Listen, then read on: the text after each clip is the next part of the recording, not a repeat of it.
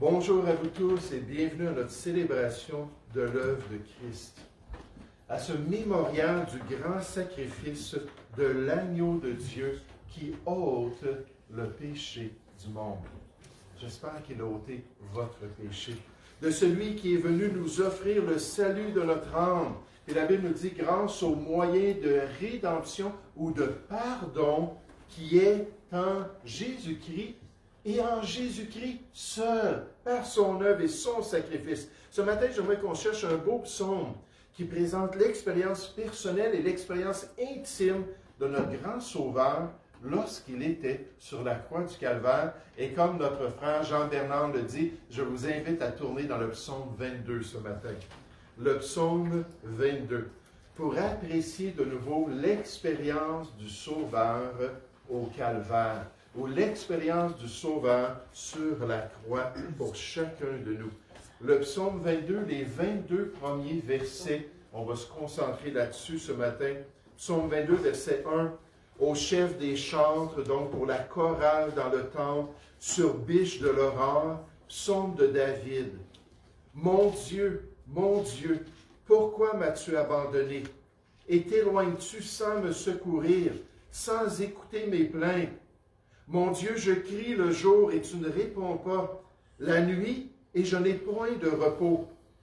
Pourtant tu es le Saint, tu sièges au milieu des louanges d'Israël.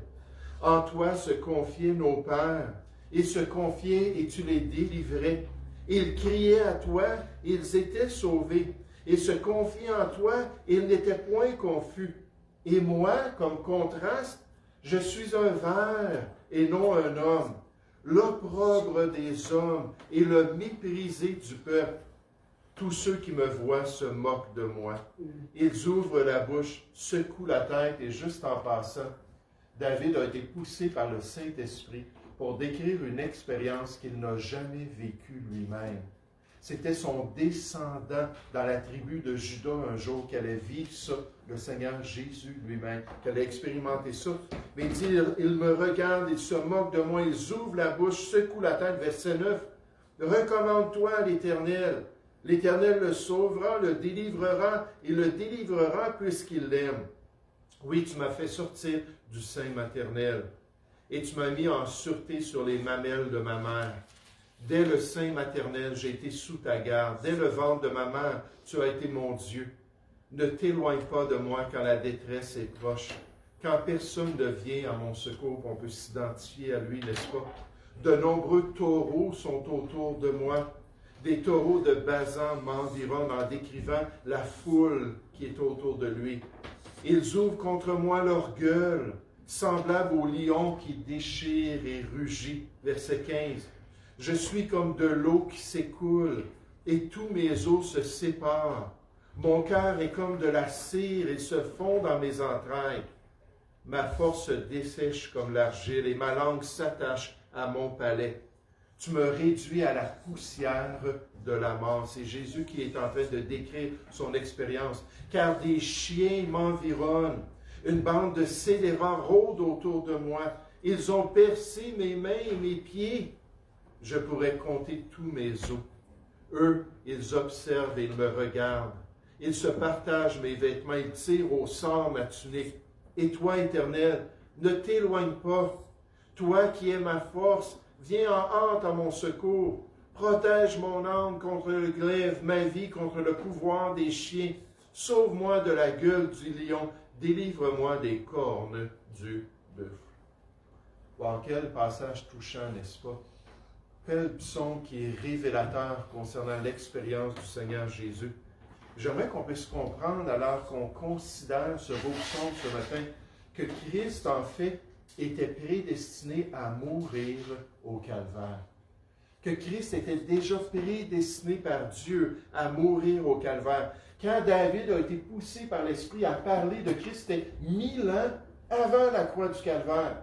C'était un millénaire, j'allais dire un millénium, mais un millénaire avant même que Jésus expérimente ces choses-là. Puis Dieu a poussé par son esprit David à mettre ces choses par écrit. parce que ça faisait partie de son plan. Il a donné les détails de cette expérience, il a prophétisé des détails précis de comment Jésus allait expérimenter ses souffrances, lui qui était l'homme de douleur, habitué à la souffrance, d'après Ésaïe chapitre 53. Les Écritures affirment ainsi que Jésus fut prédestiné avant la fondation du monde, avant la création de notre planète Terre, avant que Dieu fasse l'être humain. Dieu connaît toutes choses, puis il n'est pas limité par le temps, puis il savait de toute éternité que Jésus allait devenir l'agneau de Dieu, prédestiné avant la fondation du monde et manifesté à la fin des temps à cause de vous, à cause de ceux qui allaient croire en lui, qui allaient se tourner vers lui. Il allait paraître comme l'agneau sans défaut et sans tache, qui allait s'offrir pour le pardon, la rédemption des gens dans les derniers temps, selon le dessein éternel, le dessein de toute éternité en Dieu, que Dieu a mis à exécution par Jésus-Christ, notre Seigneur, pour nous permettre d'être sauvés. Et c'est pour ça qu'on voit des détails ici dans ce psaume de ce que Jésus allait expérimenter, et ils sont pris, ces détails-là, et ils sont manifestés dans le Nouveau Testament, plus de 1000 ans plus tard. Regardez quelques exemples. Le verset 2 de notre texte. On nous dit dans le psaume 22 au verset 2, « Mon Dieu, pourquoi m'as-tu abandonné? » C'est une des 7 déclarations de Christ lorsqu'il était sur la croix, lorsqu'il est devenu péché pour nous, lorsqu'il a été séparé pour la première fois de son Père céleste, lorsque les ténèbres se sont manifestées sur toute la planète Terre, la puissance des ténèbres se manifestait dans l'œuvre qu'il était en train d'accomplir alors qu'il était châtié pour nos péchés. Là, Jésus a senti que la connexion avait été brisée, que là, il n'était plus dans le Père, puis le Père n'était plus en lui. Là, il a dit, « Mon Dieu, pas mon Père, mon Dieu, pourquoi m'as-tu abandonné, étant séparé de son Père céleste? » Regardez le verset 8. « Tous ceux qui me voient se moquent de moi. Ils ouvrent la bouche, secouent la tête. Recommande-toi à l'Éternel. L'Éternel le sauvera en parlant de la croix, en parlant de sa crucifixion. Il le délivrera puisqu'il l'aime. » Et ce sont les chefs religieux qui ont dit ça pendant que Jésus était sur la croix. Verset 17. « Car des chiens m'environnent, une bande de scélérats, des malveillants rôdent autour de moi. Ils ont percé mes mains et mes pieds. » Mais les historiens nous disent que l'invention de cette méthode notoire d'exécution par les Romains a été faite au 2e siècle avant Jésus-Christ, à peu près 200 ans avant la croix du Calvaire. Puis là, 800 ans avant de cela, l'Esprit de Dieu utilise David pour parler de serviteurs de l'Éternel qui allaient subir notre condamnation. Et il décrit la méthode qui allait paraître 800 ans plus tard. Ils ont percé mes mains et mes pieds. Et encore une fois, on a une bonne indication des outils qui étaient utilisés par les Romains à cette époque-là pour faire souffrir les prisonniers et ceux qui étaient condamnés. Donc, on voit que c'est révélé. Verset 18. « Je pourrais compter tous mes os, et eux, ils observent, ils me regardent. Ils se partagent mes vêtements.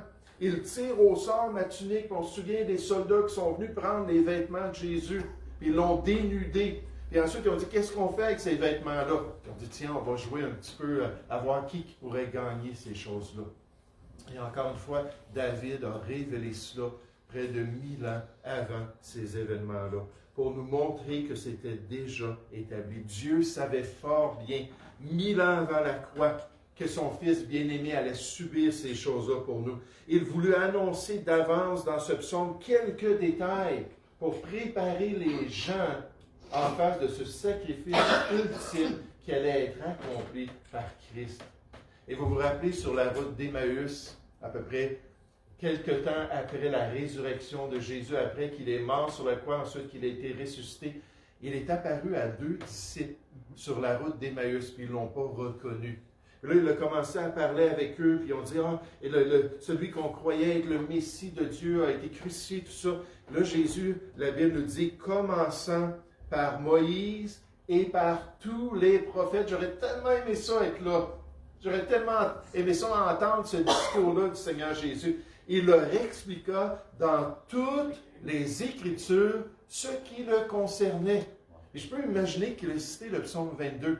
C'est exactement ce que Dieu a dit qui devait se produire. À ses disciples, qui étaient encore tous confus à l'égard de ces choses, il leur a dit, il fallait que s'accomplisse tout ce qui est écrit de moi.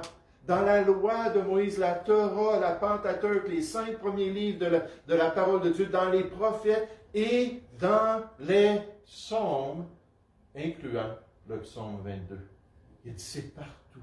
Partout. Dans Jean 5, 39, il a dit, vous sondez les Écritures parce que vous pensez avoir en elles la vie éternelle. Ce sont elles, les Écritures, qui rendent témoignage de moi, en parlant de la parole dans l'Ancien Testament, qui prédisait cette œuvre extraordinaire du Seigneur Jésus sur la croix du Calvaire. Le paiement pour le péché a été prévu avant la création du monde et révélé pour l'amour des hommes par l'incarnation de Jésus-Christ. C'est par Christ que le Père a ressuscité et glorifié lors de son ascension, que les hommes peuvent apprendre à connaître Dieu et à mettre leur foi en lui. Est-ce que vous avez mis votre foi en Jésus? Est-ce que vous avez ouvert votre cœur à ce qu'il a fait sur la croix du Calvaire en raison du plan éternel de Dieu, de son paiement inestimable pour le péché? La foi et l'espoir peuvent être placés en lui, à cause de l'œuvre qu'il a accomplie pour chacun de nous. Le Christ était prédestiné à mourir au Calvaire. Puis quand David était proche de Dieu, puis quand David a laissé Dieu l'utiliser, il a sorti sa plume, il a dit, je vais faire un beau cantique. Là, il a commencé à écrire ce cantique-là, sans savoir de quoi ça parlait. Puis là, il a donné ça au peuple d'Israël, puis il dit, regardez là, l'expérience de quelqu'un, c'est pas moi, mais quelqu'un qui va vivre ça dans l'avenir.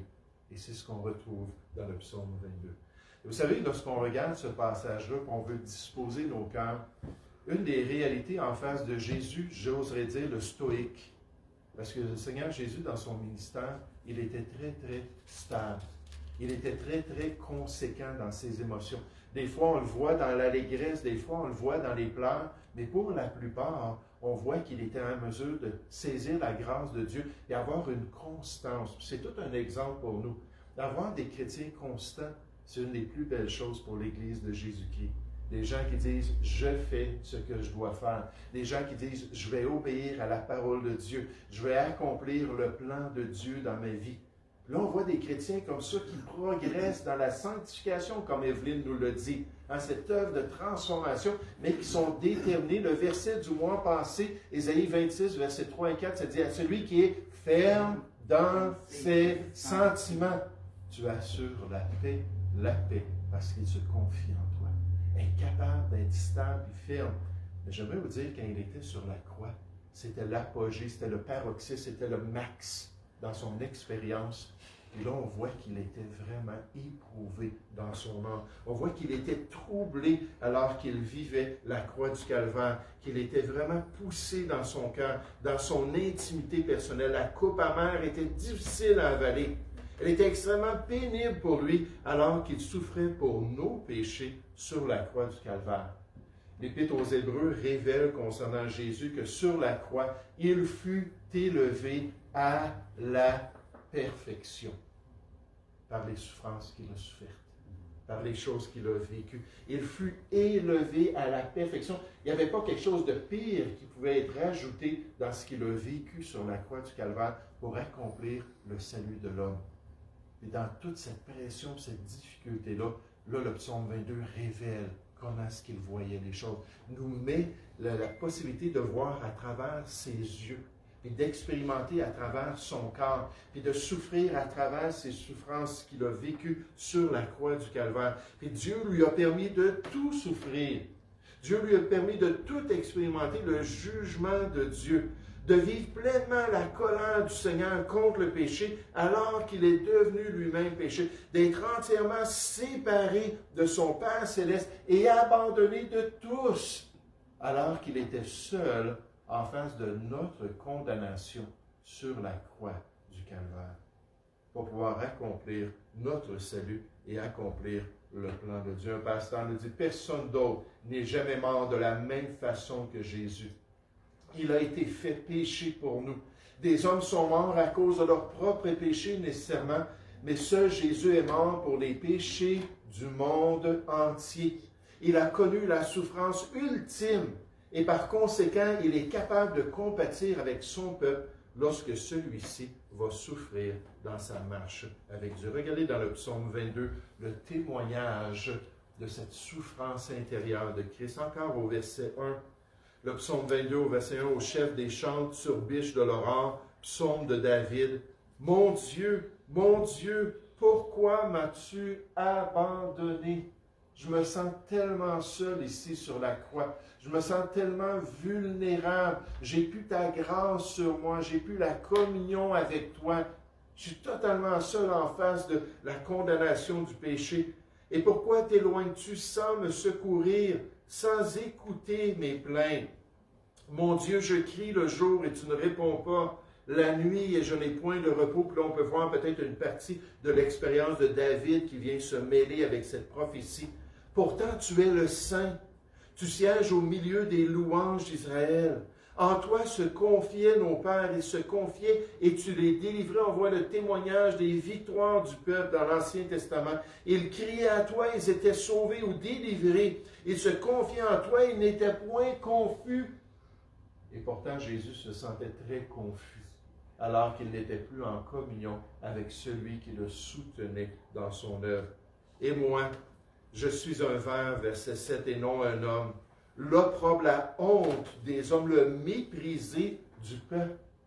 Je ne sais pas pour vous, mais moi, quand quelqu'un me regarde et il fait... Là, je vois qu'il est vraiment déçu de ce qu'il voit. Là. Qui est vraiment, là, il y a une réaction. Quand c'est le cas, j'aimerais vous dire, ça me blesse, ça m'affecte. Là, Jésus est en train de souffrir atrocement. Les gens sont autour de lui, puis ils lui crachent dessus, puis ils se moquent de lui. Là, il est en train de vivre ça, puis il dit, Seigneur, c'est terrible. Ésaïe 53 nous dit que ça allait être une des caractéristiques. Il allait être rejeté du peuple. Il allait venir auprès des siens, puis les siens n'allaient pas le recevoir, bien loin de là, verset 8. Tous ceux qui me voient se moquent de moi. Ils ouvrent la bouche, secouent la tête. Recommande-toi à l'Éternel. L'Éternel le sauvera et le délivrera puisqu'il l'aime. Si vraiment il est un serviteur de Dieu, s'il est vraiment un vrai prophète, Dieu va certainement le délivrer de tout cela. Là, encore une fois, c'était des insultes, c'était de la moquerie, c'était du mensonge. Ça venait le prendre dans son cœur. Je me souviens du témoignage du pasteur Charles Spurgeon. Lorsqu'il était un jeune prédicateur, on l'a appelé le prince des prédicateurs. Il n'y avait personne qui prêchait comme lui. Mais ça provoquait les autres ministres du culte, les autres pasteurs à la moquerie. Ils étaient jaloux de lui. Donc, il disait plein de choses. Mais lorsqu'il est devenu prédicateur à Londres, le succès de son ministère a suscité l'envie de certains membres du clergé qui l'ont attaqué sans cesse par diverses sortes de calomnies et de mensonges. Ses sermons étaient qualifiés de déchets. Ça ne vaut pas la peine d'aller là. Ça ne vaut pas la peine de l'écouter. On le qualifiait d'un acteur, d'un bouffon en chair. Même après l'établissement de son ministère, après bien des années, Spurgeon était toujours victime des mensonges dans la presse, parce qu'on écrivait, on mettait ses sermons dans le journal de Londres. Là, des fois, il y avait des commentateurs qui disaient hey, « ça a-tu d'allure, c'est ridicule ce qu'il a dit là, c'est pas ça que la Bible dit ». Puis là, lui, il lisait le journal, puis il voyait ça, puis il y avait la presse chrétienne qui écrivait des articles, mais ces pasteurs-là se moquaient aussi de lui. Puis c'était décourageant. Après un rapport particulièrement calomnieux dans la presse, Spurgeon s'est jeté devant le Seigneur et a prié. Voici ce qu'il a dit. « Ô Seigneur Jésus, toi, dans ton ministère, et sur la croix du Calvaire, tu n'as pas cherché à protéger ta réputation. J'abandonne volontiers ma réputation par amour pour toi. Et je vais arrêter de me défendre. Je vais arrêter de me lever pour mes droits et libertés envers ces chefs religieux-là. Et dit, Seigneur, je remets tout ça entre tes mains. Et à partir de ce moment-là, le pasteur Spurgeon a rendu témoignage d'une paix profonde dans son cœur. Dans nos relations, à l'école, au travail, quand on sait qu'il y a des gens qui parlent contre nous, quand on sait qu'il y a des gens qui disent des faussetés, c'est certain que si on nous demande est-ce que c'est vrai, il y a un monsieur qui est venu avec son épouse, un pasteur, ce matin, avec des pancartes. Puis il aurait pu, si vous seriez allé le voir, vous dire toutes sortes de choses à mon égard. On ne se connaît même pas, mais il y a plein de choses à dire à mon égard. Puis là, je pourrais répondre, si vous me posez la question, oui, mais c'est-tu vrai? Puis on pourrait en parler après la réunion, si vous voulez. Qu'est-ce qu'il a dit contre vous? Est-ce que c'est légitime? Puis ainsi de suite. Mais à un moment donné, là, il faut remettre ça entre les mains du Seigneur. Il va toujours y avoir des gens qui vont avoir quelque chose à dire de négatif contre nous. Que ce soit un ami à l'école, que ce soit quelqu'un avec qui on travaille. À un moment donné, il faut dire, Seigneur, je remets ma réputation entre tes mains. Et là, comme le pasteur Spurgeon, et nécessairement à l'égard pour son sauveur, là, on peut avoir la paix dans notre vie. Continuons avec le verset 10 dans le psaume 22. Oui, tu m'as fait sortir du sein maternel. Tu m'as mis en sûreté sur les mamelles de ma mère. Dès le sein maternel, j'ai été sous ta garde. Dès le ventre de maman, tu as été mon Dieu. Merci pour des mamans qui sont fidèles, des mamans qui prennent soin de leur enfant. Ne t'éloigne pas quand la détresse est proche, quand personne ne vient à mon secours, même Simon-Pierre, qui a dit, je vais mourir pour toi, qui n'est pas là pour me défendre. Les autres apôtres qui se sont tous dispersés, qui ne sont pas là pour prendre position pour moi. Verset 13. De nombreux taureaux sont autour de moi. Il les décrit comme des animaux. Des taureaux de bassin m'environnent, la foule autour de sa croix. Ils ouvrent contre moi leur gueule, comme des animaux, semblables aux lions qui déchirent et rugissent. Et dans les évangiles, dans Matthieu 27, on voit certaines de leurs paroles. Les passants l'injuriaient et secouaient la tête en disant, « Toi qui détruis le temple et qui le rebâtis en 3 jours, sauve-toi toi-même. Si tu es le Fils de Dieu, descends de la croix. » Là, encore une fois, là, il le provoquait, il se moquait de lui. On nous dit concernant les chefs religieux, les principaux sacrificateurs, avec les scribes et les anciens, se moquaient aussi de lui et disaient, « Il a sauvé les autres. Il ne peut pas se sauver lui-même.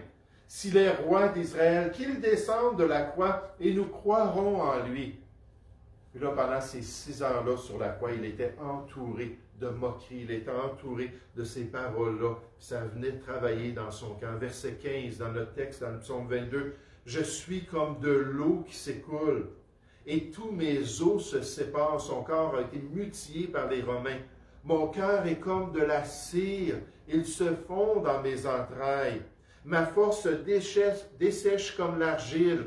Et ma langue s'attache à mon palais. » Et un peu plus loin, il a dit, « J'ai soif, j'ai soif. » Dans le psaume 69, un autre psaume messianique qui décrit la croix du Calvaire, il dit ça aussi, « J'ai soif. » On peut s'imaginer ce qu'il expérimentait, puis l'atrocité de ce qu'il vivait. Verset 17. Car des chiens m'environnent, une bande de scélérats rôde autour de moi. Ils ont percé mes mains, mes pieds, puis je peux l'imaginer qu'il regarde son corps, puis il est en train de décrire ça, puis ils ont rentré ces clous-là dans mes mains, dans mes poignets, puis ensuite dans mes pieds, puis je suis pris sur la croix. Je pourrais compter tous mes os. Eux, ils observent, ils me regardent. Ils se partagent mes vêtements. Ils tirent au sort ma tunique. J'aimerais vous dire, il était totalement dénudé sur la croix. C'était ça la honte du péché d'Adam. Puis le second Adam venait remplacer Adam avec ce salut merveilleux. Mais il fallait qu'il soit identifié à son péché. Et là, sur la croix, il était flambant nu. Là, il dit, ils ont pris mes vêtements. Il les voyait en train de jouer, là, pour essayer de voir qui allait gagner ses vêtements, et tout cela. Verset 20. Et toi, Éternel, ne t'éloigne pas. Toi qui es ma force, viens en hâte à mon secours. Protège mon âme contre le glaive, ma vie contre le pouvoir des chiens. Sauve-moi de la gueule du lion, délivre-moi des cornes du bœuf. Il savait que dans quelques instants, il allait venir quelqu'un pour briser les jambes des gens crucifiés. Puis dès que les larrons avaient les jambes brisées, ils ne pouvaient plus forcer. Imaginez des clous dans les pieds, puis un clou dans les pieds, puis ou des clous, mais forcer pour se lever, pour respirer. Donc, il cassait les jambes, puis la personne étouffait, puis elle décédait. Il dit, Seigneur, délivre-moi de ça. Et là, Dieu a répondu, et lui a permis, avant que ça arrive, il lui a permis de rendre lui-même son esprit entre les mains du Père. Seigneur, je remets mon esprit entre tes mains, après avoir dit, tout est accompli. Il fallait qu'il aille jusqu'au bout et Dieu lui a donné la grâce pour accomplir le plan de Dieu. Oh, les douleurs extrêmes de Christ sur la croix du Calvaire. Son supplice parfait alors qu'il portait entièrement nos péchés sur le bois. Qu'il expérimentait le plein jugement de Dieu. Son courroux contre notre iniquité, contre toutes les choses de mauvaises qu'on a fait. C'est pas notre justice personnelle le problème, c'est pas lorsqu'on est une bonne personne, puis qu'on aime notre famille, puis on aime notre prochain. Ça, c'est bien beau, mais ça ne gagne pas le ciel. Notre problème, c'est toutes les fois qu'on a menti. Toutes les fois qu'on a été malhonnête, toutes les fois qu'on a trompé notre épouse, toutes les fois qu'on a désobéi à nos parents. C'est ça qui se lève contre nous. Et Dieu nous dit que s'il y a un seul péché, Jacques chapitre 2, verset 10, un seul péché, on est coupable de tous les péchés devant Dieu. On est condamné pour l'éternité. Et c'est pour ça que Jésus est venu subir notre jugement sur la croix du Calvaire. Oh, Jésus était prédestiné à mourir pour chacun de nous. Dieu de toute l'éternité passée, et j'aimerais dire Jésus de toute l'éternité passée, était au courant qu'il allait devenir l'agneau de Dieu. Christ a été grandement éprouvé sur la croix du Calvaire. Mais gloire à Dieu, l'histoire n'arrête pas là. Puis notre texte biblique non plus n'arrête pas là, alors qu'on voit que Christ a été victorieux. Jésus a été victorieux. Le Sauveur a pu tout accomplir sur la croix du Calvaire. Il s'est exclamé, tout est accompli, tout est achevé.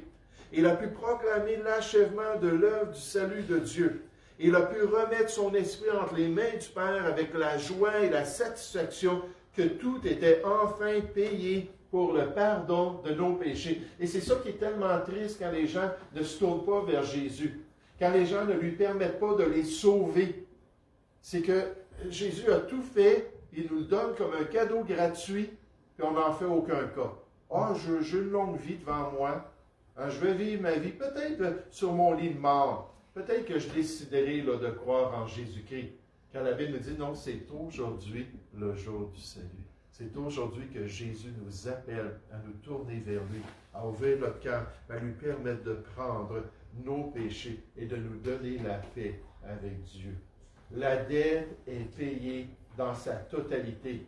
Lorsqu'il s'est donné sur la croix, Jésus a pleinement satisfait les exigences justes de la loi sainte de son Dieu. Il a payé notre dette en entier. Aucun des sacrifices de l'Ancien Testament, tous ces animaux qui étaient offerts, puis le sang qui était versé, pouvait ôter les péchés. Leur sang ne faisait que les couvrir. Mais l'agneau de Dieu a versé son sang, le sang précieux, la Bible dit, de l'agneau de Dieu.